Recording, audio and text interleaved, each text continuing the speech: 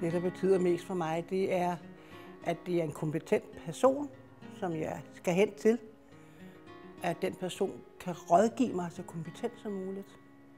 Personen ved, hvad det drejer sig om.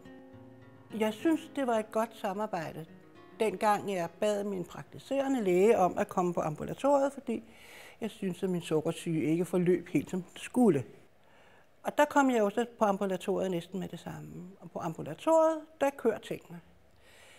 Der bliver man automatisk tjekket for de sygdomme, som kan være følgesygdomme af det, man nu har.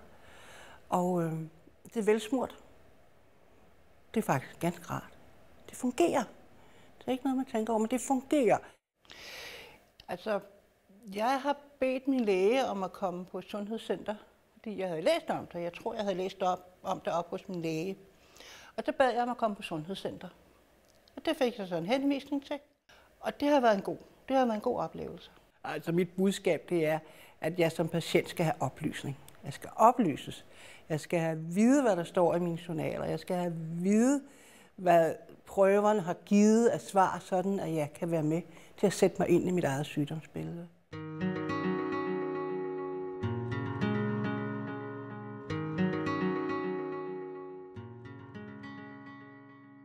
Altså, når jeg er i kontakt med sundhedsvæsenet, så er det vigtigt for mig, at jeg føler mig tryg. Og det vil sige, at dem, jeg møder, de har fokus, og de virker troværdige.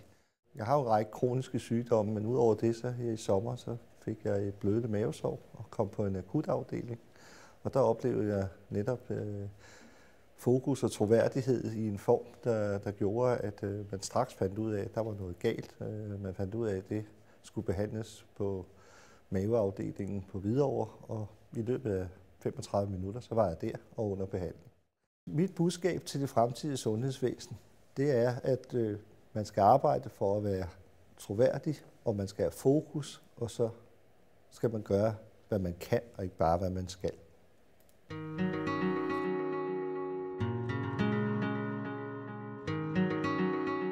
Som bruger oplever man jo ikke rigtig det samarbejde, der er bag ved facaderne. Jeg tror, man i høj grad forholder sig til de individer, man møder, når man sidder ansigt til ansigt med folk.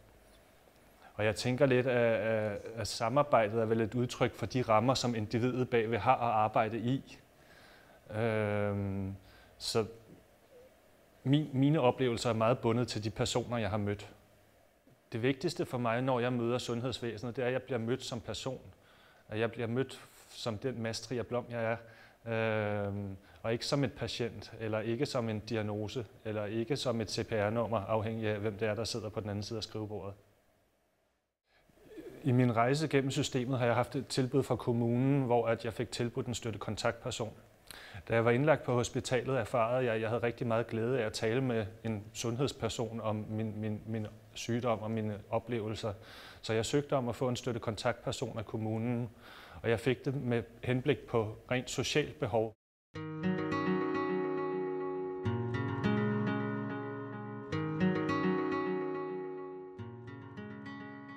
Det, der betyder mest for mig i sundhedssystemet, er, at man er kendt. Altså når man kommer til lægen, og de ved, hvem man er, har forberedt sig lidt, læst min journal, og man ikke bare kommer ind og selv skal fortælle en historie. Jeg synes, det er ret vigtigt, at de ved, hvem jeg er. Den bedste oplevelse, jeg har haft i forbindelse med sundhedssystemet, var, da jeg fik konstateret min cancer.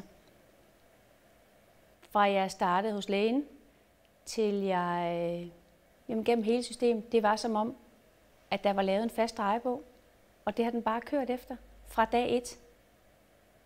Så det har været utrolig positivt.